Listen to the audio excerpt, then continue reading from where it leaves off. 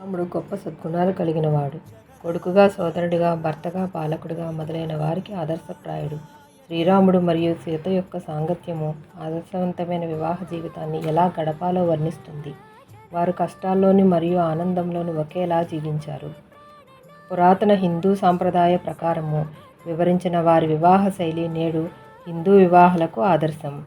శ్రీరాముడు వసంత ఋతువును కురిపిస్తాడని, భూమికి పుట్టిన సీతామాత మంచి పంటలు పండించడానికి సారవంతమైన భూమిని ప్రసాదిస్తుందనే నమ్మకంతో ప్రతి సంవత్సరం శ్రీరామనవమి రోజున సీతారామ కళ్యాణం అంగరంగ వైభవంగా జరుగుతుంది. మా జీవనమే ఇక పావనమౌగాక.